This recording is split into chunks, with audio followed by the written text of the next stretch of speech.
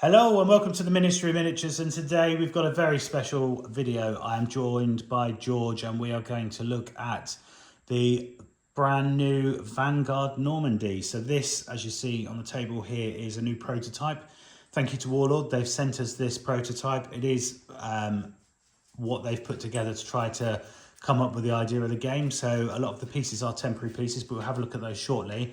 But let's have a look at the set and see what comes with it, and we'll talk through what it is and see if we can play through some games later. Okay, so here we are. I've just taken all of the items out of the box and placed it on the table. If you've got any questions or comments, please leave them below. We're going to talk through some of the pieces and how the dynamics of the game work. As we said, this is a prototype, so it's still being developed. Warlord Games have asked us for feedback around the game, so we're going to do a playthrough later and see how it plays out. But to start with, we'll have a quick look at the box, which is a really nice artwork. I'm sure people have seen it online. This is, again, a temporary box they've sent us. It is a game for 1 to 4 players. So, George, I think you've seen as well, there's a solo video by Warlord Games online. Video. And I think they're looking at doing a campaign for it, aren't they, for the solo version? I would imagine there'll be campaigns for both, all versions. So, we're not going to do a solo one today because I don't think they've released the campaign, but they are looking at it. But what you do get in the board is each faction, as they call it, or each army. So there's 2 that come with the game. There's the German board and the US board. So this game is basically designed around the Germans and the Americans fighting over Normandy. We also get some game tiles. So these, again, are just prototypes. So these are single-sided, but in the actual game, they'll be double-sided. So actually, the amount of combinations you can have, so all the roads line up, so that the amount of combinations are immense. But the idea is you pick out 9 of these, you shuffle them up, you put them down, unless it's a scenario, the solo campaign, I think it actually sets out where you place the different tiles, so you can actually have beach landings or set scenarios that you can play through as a single player. And I guess to make it interesting, it might be that you could almost have tile selection. Yeah. You could put, say, 3 down in the middle, and then give everybody 6, give each side 6 tiles, and say you've got to pick 3 more from that and play them where you want, which would represent a sort of a bit of a reconnaissance edge or a bit of a choice of location, give you a bit of a say in the scenery. Yeah, and I think the way it's designed for your first games is you pick 9 tiles, you shuffle them, then you put 3 down in the middle, yeah, and then you put 3 each side, so you have 9 in total, yeah, 3 by 3, and it is random. And as you see here, the artwork on it's pretty good. This is still a prototype, but the artwork on here is nice. The roads do line up. You can see there are buildings, craters, there are some woodlands, roads, and in here there's a star, so that area shows the control area for each tile. Yeah, the strategic point, or whatever they call it in the tactical game. But yes, I really like the tiles, even in this prototype stage. I think the art's very good. Yep. And I also like the way they demonstrate cover by dashed lines, solid lines. Makes it quite clear. There's no argument about whether you're in or out of cover. So, because actually you can see here, can't you? This has got quite a lot of open ground and they're all dashed lines, but around the building, those lights, a bit like being on a road, isn't it? You know, the clearer and harder lines define whether it's less cover or more cover. Yeah, so around those buildings. If your line of sight goes through one of those, yeah, then they're in cover. And I like that simplicity. So there's also different colours here. So we've got the yellow. Well, I think these orange little molehill type symbols represent hills. So on the inside represents high ground, I believe. Actually, yeah, that would make sense, because if you look at the map itself, you can see the shadow from the ridges. So that cover is given through the hills. So that's... And maybe in the final version they might make that a little bit more obvious. Yes. That might help. Yes, indeed. So there you can see there's also beach. So the sea there with the tide coming in or out, and there's some obstacles on the beach. And then again, you can see defensive positions here with the key indicator. So there's the different markers around the hexagons show what each of those areas are. So we've got defensive positions, hills, the strategic zone, and then different defending areas. And I believe there's rules for vehicles and water. Yes. So at some point they might have rules for landing craft and DUKWs. And this one does actually have landing craft on it. So it'd be interesting to see if they actually produce... whether you start in the water with your first turn as if you're on a landing craft with your infantry or not. Indeed. So what we'll do is we'll get these laid out in a minute and we'll set it up with 9 tiles. So we've had a quick look at those. Let's have a quick look at each of the command. So again, these are just a prototype. So the finished product will probably be something different. So let's talk through what we've got on here. Okay, so as I say, this is the US Commander's board. There's one for the Germans as well. So we will set this up in a moment and we'll go through each of the bits are on there and what they mean. So we'll set up a 9x9 random board with each of these and we'll put on the starting figures and cards. We shall set it up as if we're about to play. Yes, and then we might have a sneaky game separately. I think so. So these are the boards you get. There are also weather cards. So these are quite important because they help you go through the game, don't they? So there are all sorts of different weather events and they have different effects on it. So I think you start with all clear, is that right? Start with all clear and then you pick all the cards that are the same of a group, I believe. Yes, so I think there's some nice visibility, beating sun, and then you've got heavy rain, overcast. You pick ones that are in the same family. Yes, so the little icon, you can just see here, there's a little icon that shows you where they belong. That way you don't get, oh, it's clear.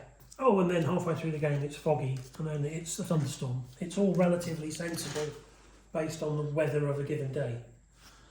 So they look like nice cards, and these help with, so they've got the stars on here with the 25, so that's quite important, isn't it? Because that's a bit of a timer. The first person to get to 25 victory points when you're doing your sort of scoring phase, that would change the weather when they get to... And then you draw a card based on the selection you've made. Just randomly underneath. I think you shuffle them. Yep. And you just take that one off, put it to the bottom probably, and then you get the next card. Brilliant. So there's 3 different weather types, which is quite nice. You've got storm, looks like overcast, and then all clear and nice weather. So that's quite nice. They're quite nice weather cards. Full-size playing cards. Yes, and the artwork on them is quite nice as well, isn't it? So one thing to notice is that these have different impacts on different units. So as you see on here, Blustery Wind has non-mechanised unit of a -1. Some of them have no special effects. This one's got all units -1 to cover. So that can impact on play. And I'm sure that in the rules for paratroops and things like that will come, blustery weather and whatever on a paradrop or gliders could have a big effect. Very good. So let's have a look at some of the other cards. So if we, so each of the armies come with a selection of cards for each of the troop types. So Georgia's got the American ones there. I've got the Germans, and you can see here with the headquarters, it's got a nice piece of artwork on there representing the commander.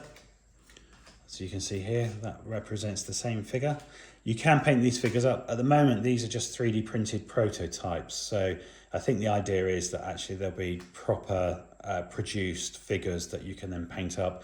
And these ones are roughly the same size. They're probably a bit smaller than bolt action figures. They're probably about somewhere between the 20, 25 mil, would you say? I'd quite like them to be smaller, but that's just me. Yeah. To match the armour a bit more. Because if you look at the teams, so the medium machine gun here, you can see that's roughly the same size, but then when you put one of the vehicles into play, that's a completely different scale. Which is not dissimilar to other games of this same type. Yes. But if you had a base, say, with more smaller figures on it to represent an infantry unit, or part of an infantry unit, I just think it would look more realistic to my... But you know me, I like small scale. Yes. I like the bigger scale, but there we go. So perhaps this is ideal because it's the best of both worlds. You'd like them to be 75mm figures, wouldn't you? The bigger the better. Well, sizes and everything. No, indeed. So So as you can see on the cards, there's quite a lot of information on there, which helps with understanding what each of those units can do. Yes, there's a lot of information that we don't really have from the proto rules that we've got. I'm trying to work out, this is requisition, that's supply, isn't it? And that's requisition and supply. I presume that is what you need to pay to bring it into action. Not sure, or what it provides. So I shouldn't really talk about that. It is an HQ. It is one base of figures, which is the way I like to think of it. That is a base. It's also one figure, but it is a base. It can take 3 hits, I think. Its health is 3.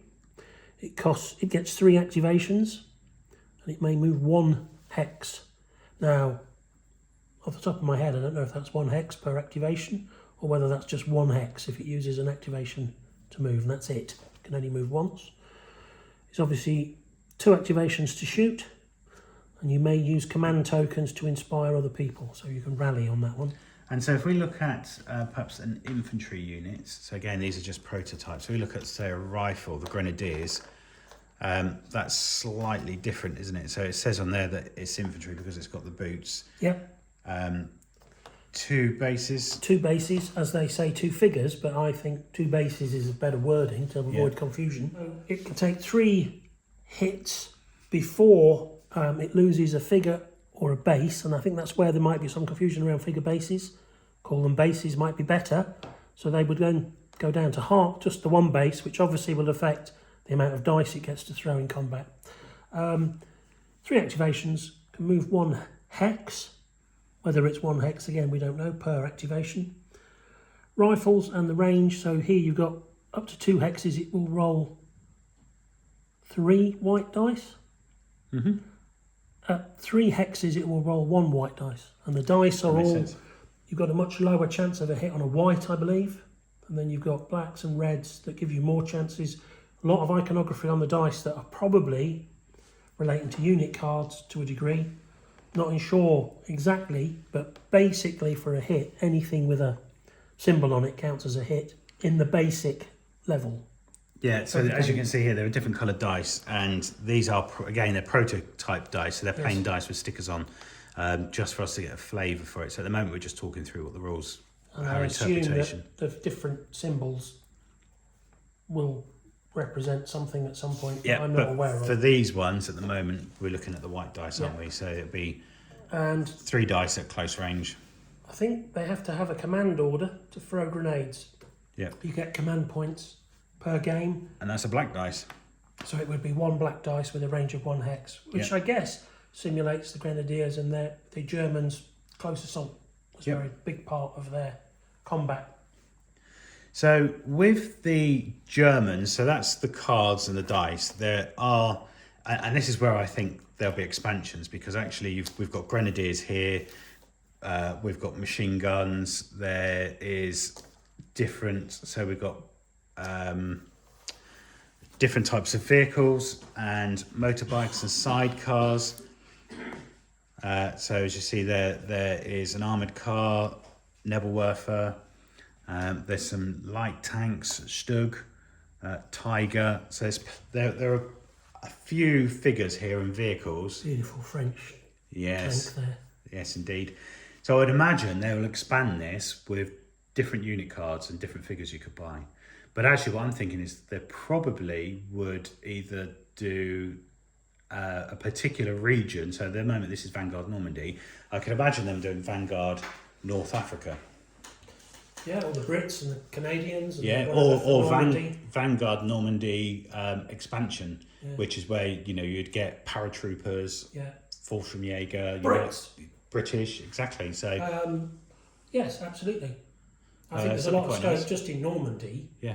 And then of course I would imagine you'd go to the eastern. Because you can sell those separately, couldn't you? Because we got the tiles, so you've got the map, and if you did North Africa, you could have actually a full tile set. But for this, if you wanted to change it, like you said, you could do the British infantry commanders, vehicles, tanks, cards, nice little box British set. Army set. Yeah, exactly. Ooh. So you could change the beach and have it sword beach, and suddenly you've got the Allies landing. It's a good marketing plan. Yeah, not bad at all. So these are all demo stuff. It all looks quite good. There are some underdog cards here as well, which just represent if you're 5 points behind, so when we get to 25 point, the weather events changes, but actually at any point, if you're 5 points behind, you can use when an you underdog at the card. scoring phase, if somebody's 5 points or more behind, they can pick an underdog card, and I think it might vary on there how far below you are, and you use stream tokens, which you start off with 5, I believe. Yes. To pay for those. Yeah, and you can see there it's got +6, +12, +18. So plus 18, immediately recruit 1 veteran Tiger E. That is if you're 18 points behind. Yes. That'd be nice to have a bit dire, wouldn't it? Have a Tiger turn up. And then of course you've got the score. These are the dials for the scorekeeping, which is quite nice. I really like those. Yeah, they're quite good. And then there's different tokens here. I could see me using those for different games as well. Even bolt action when you're looking at objectives. Yeah. Good use of avoidance of the swastika there, I think. Yes, indeed. Saves getting in trouble. Then we've got US ones as well. So I think what's probably best is if we clear this away and set up the table as if we're going to start playing. Agreed. Excellent. So let's pack all this away and get it ready. Okay, so here we are. We've set up ready for a game. We're not going to play a game. We're just going to talk through the setup. So we've randomly selected the tiles. We started with the 3 in the middle here, and then we've shuffled the rest and we've put them randomly. And as you can see, actually the command sectors here, those strategic points are in place. You can see what we talked around: hills, roads, buildings. There's some water here, which you can see, which has some effect on vehicles. Nobody can start or finish in it.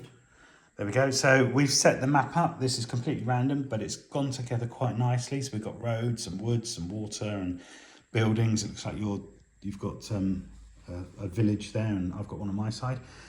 So we have started with the weather. We've put that there. That's all in place. Each force has got their underdog cards. We've just put those to the side. So let's have a look at the Germans board, and we'll talk through what we've got and how the game starts with the German faction. Okay, so this is the German side, and we've set it up as we think it's set up. So to start with, I would control 3 sectors, which would be these 3 sectors closest to me. So I get the cards for them. Actually, these are really nice double-sided MDF tokens. I think these should have different numbers on the back, because each one of these, so these are the 3 closest to me.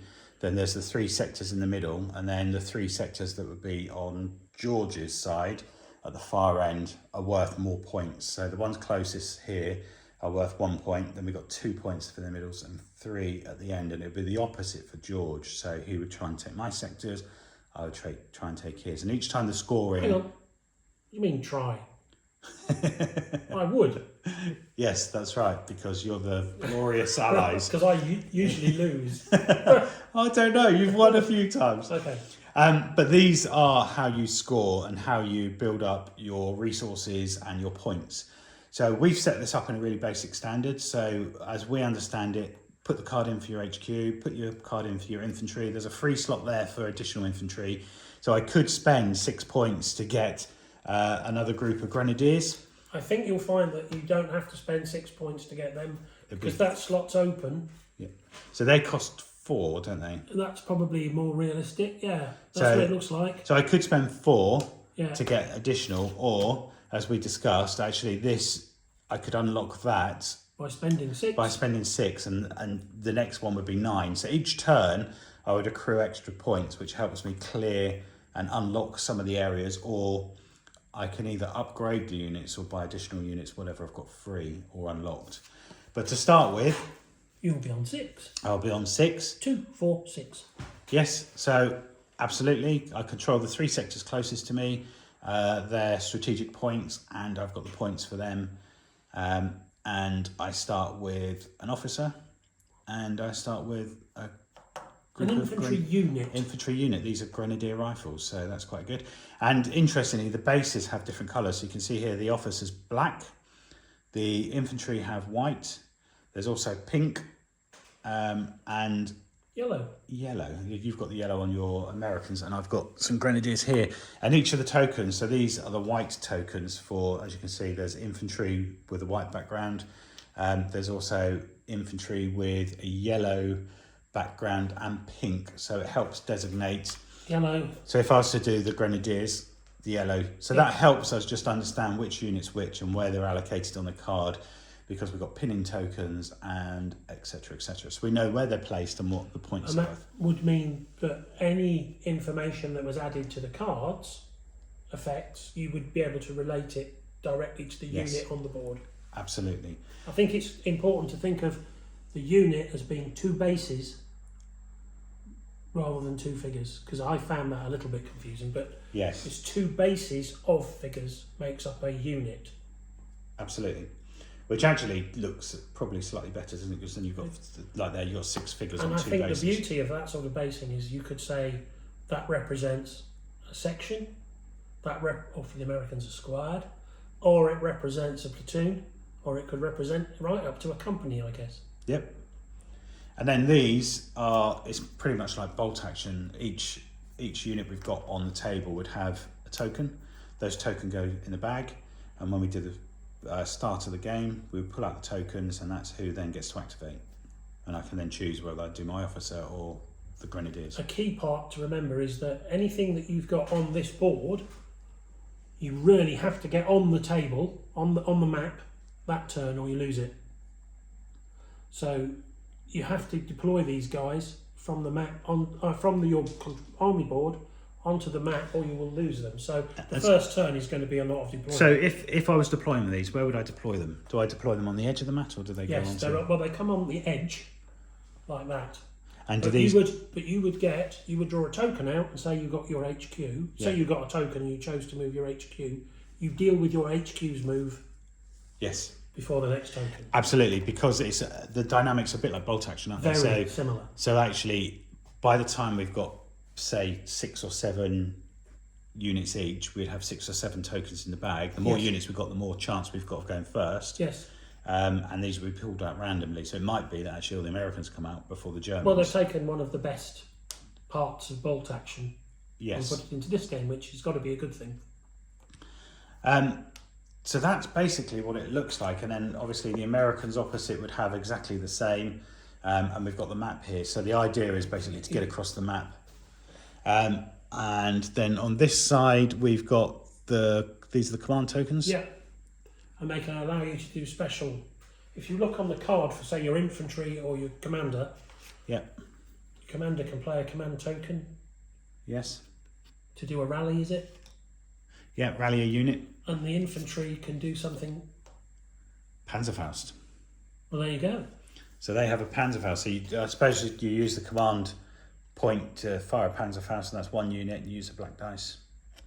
And then you So it's get all- those 3. Once you've used those 3 in a turn, they're gone, but they recycle in the scoring phase or the beginning of the, not sure which one, planning or research. So I guess you would want to use those so that they get replenished, and then actually it's just keeping that momentum going, isn't it, with the firepower? And I think that would be a very good way of putting in some national characteristics if you wanted to. Yep. Like if, say, you were a less well command and control run army, that you would get less command tokens. Soviets.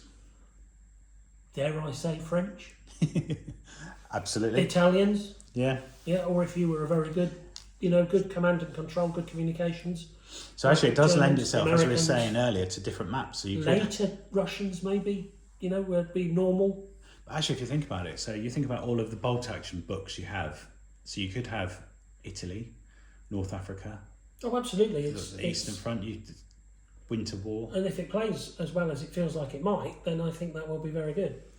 And then the other thing we've got are some tokens here. These are, we said, didn't we? Strain, The strain tokens. which offer underdog cards.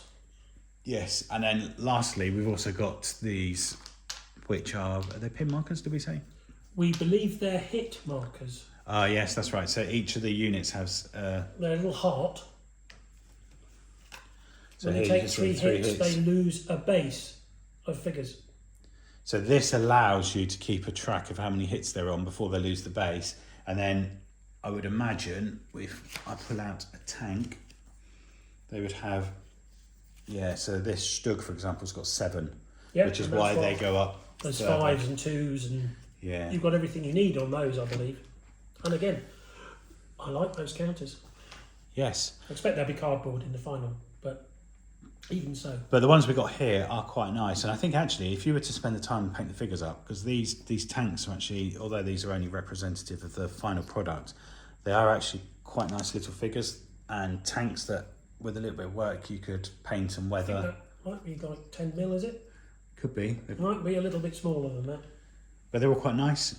They're very nice detail. And the base lends itself to having some flocking on it as well, which is quite nice.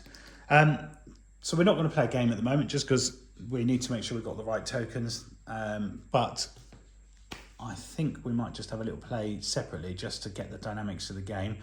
But hopefully, from what I've seen so far, I think it looks like quite a nice little game.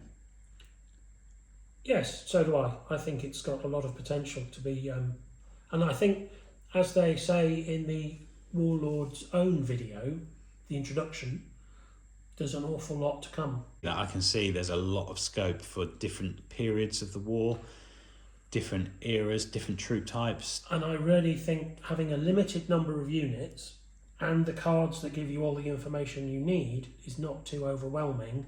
And because you've got all the information on a card, you're less likely, as we do historically, overlook all the little special rules. Yes, because it's there on a card, which is ideal, really, isn't it? So you would look at the card and go, well, they do that. And I think we'd probably quite quickly learn. Because actually, as we're playing the game, these units would be on the board, wouldn't they? And actually, with them, just rely on having that token there. We know it's the white, so Yes. I'd know what's there, and we could. That would explain the relevance of the really clearly.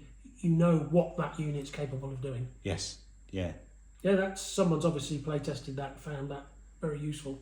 Indeed. So that's good. Okay, so we're just going to play through a little bit just to understand some of the mechanics. So at the moment we're in the planning phase and we're looking at the Germans. I've got my forces set up here for the start of the game. Right, so at this point, during the game you would check for an underdog situation. If you were 5 points or more behind, no victory points yet. So that doesn't come into play.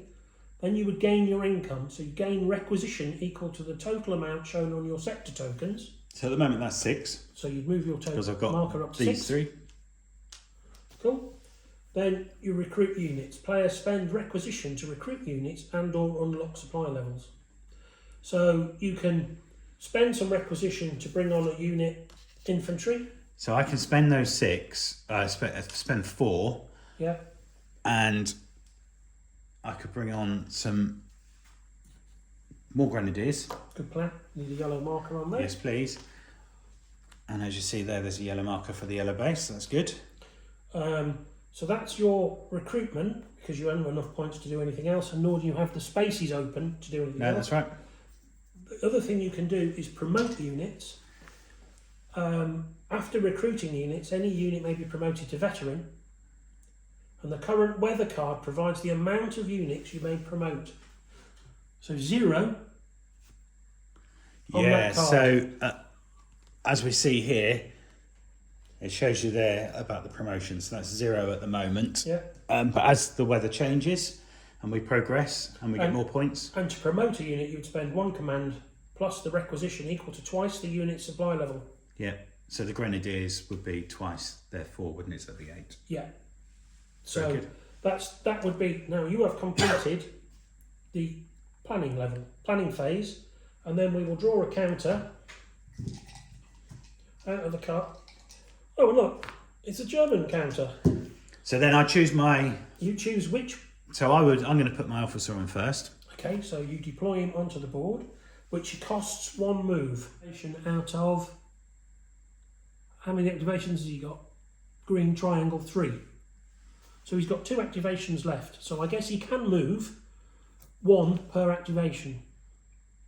Okay. So he's used 1 activation. He could now move and take the. He's used all 3 activations. Yeah. That's him. He's done his bit. He's done. Yeah, and he's got the first objective. And then we pull another one out.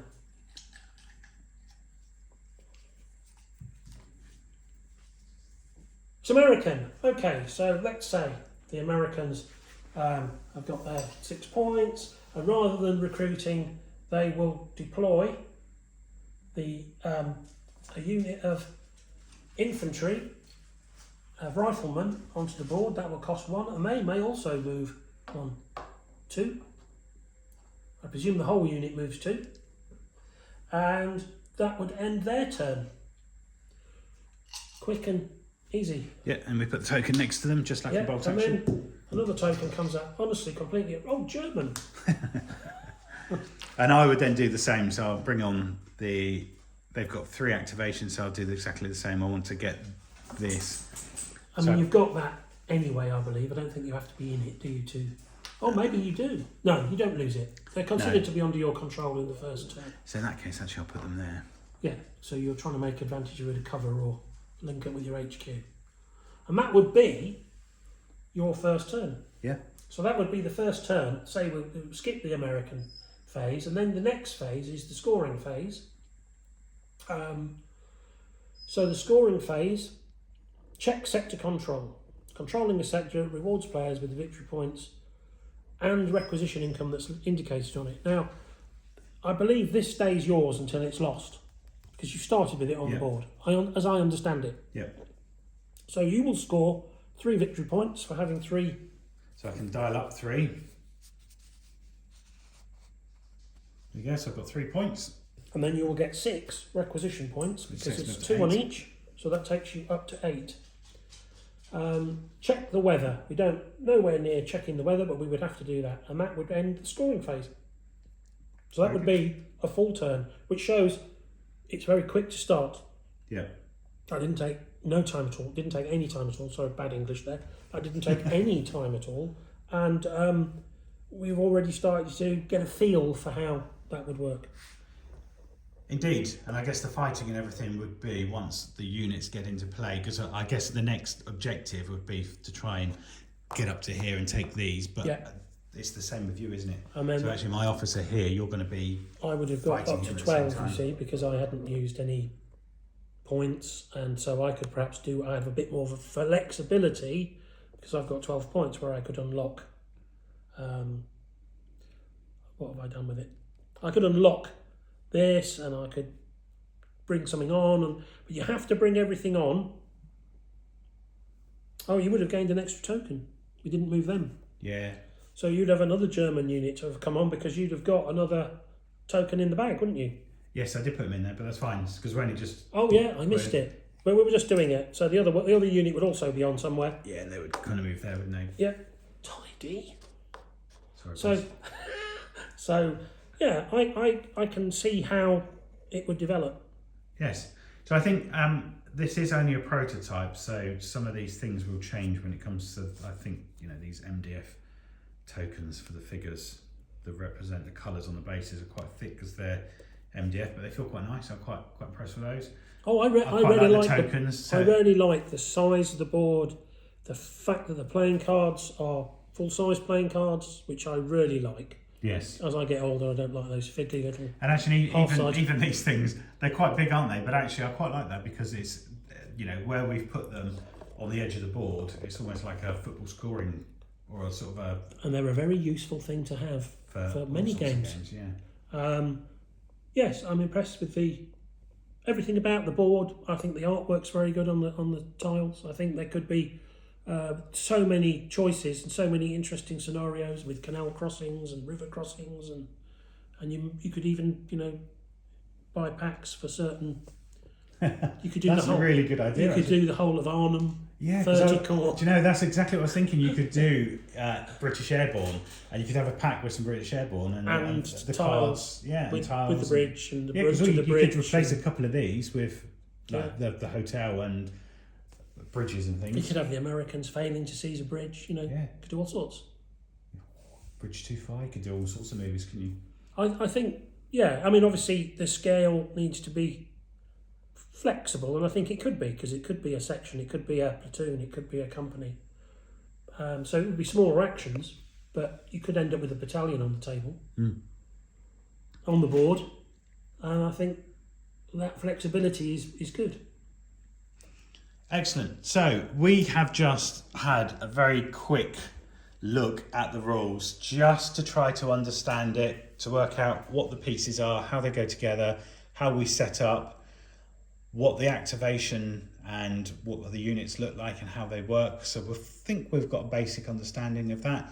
I think we could probably play a game. We probably need to play a game or two off of video just so we can play through and understand the dynamics, which might do. Armor and things. Yeah, exactly, and understanding how the combat works. But leave a comment below to let us know what you thought. If you've got any questions about the game, again, put the comments in below. Certainly from what I've seen, I like the look of it. I know, George, you're into board games a lot more than I am, and you quite like the look of it. I do. I think, I've played a lot of Memoir, it's not like Memoir. Played Combat Commander, which is more complex, but yeah, it's got a lot of scope, I think, to be an enjoyable game. Yeah, I at the moment, without actually having played a game and seen how it works, it feels good. Indeed. So don't forget, do give us a like, comment, share and subscribe. They have got a Kickstarter, but we've only received all of this pack yesterday, so the Kickstarter I think closes today, but actually you can still go on and look at what this looks like. There's some videos online that Warlord have produced to show you how to set it up and to get started, but I believe it's due to be released in 2025. I think there's going to be a lot more supplements to go with it, expansion packs, etc, etc. Just keep an eye out on it. I think it's going to be a really nice little board game. We're going to have a couple of games off camera and see what it's like. If you want to see us play through a game, please leave a comment below, and that will give us a motivation to do it. But if you haven't, please be a patron. That really helps, puts towards the channel. And if you're interested in buying this or anything else from Warlord, please use the affiliate code. It just gives us a little bit back. But George, thank you very much for coming around and talking through the rules with me. Hopefully you've enjoyed it at home. Give us a thumbs up if you did, and we'll see you all again soon.